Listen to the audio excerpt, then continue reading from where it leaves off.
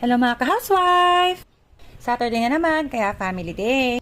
Before ko ikwento ang aming araw, mag-shoutout muna tayo. Hello mga ka-housewife! Ayan, may magpapa-shoutout na naman. Shoutout sa aming kumare at ninang ng aking anak na si Moy and my high school friend, Mars Maya Garlitos Velasco. Mars, thank you for watching and supporting me.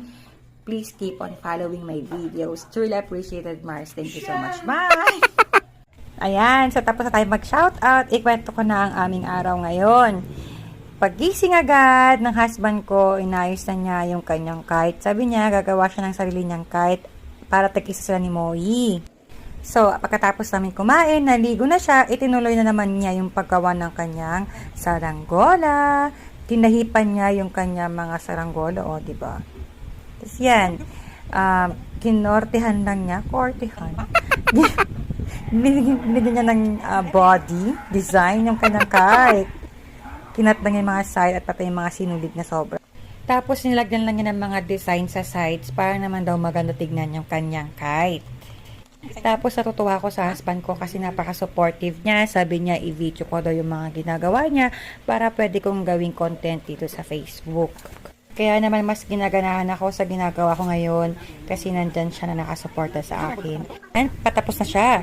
Nakaready na yung mga dadalhin ko. Wala kaming baon ngayon kaya magdadala na ako ng biscuits. Kasi sabi ng husband ko magmerenda na lang kami sa McDo.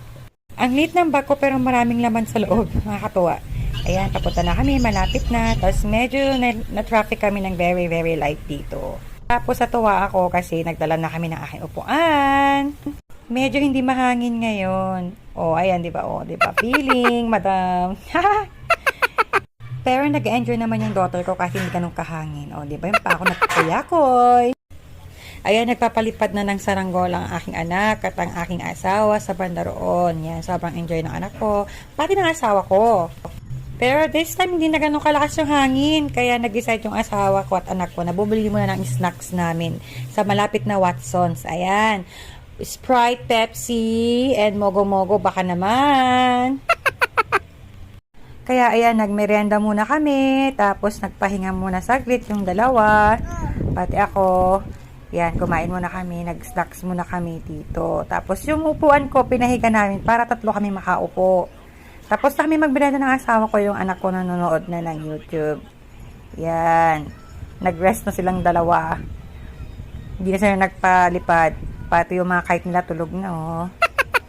Dahil mahinang hangin, nag-decide na lang kami umuwi. Kaya hanggang sa muli mga ka-housewife. Bye!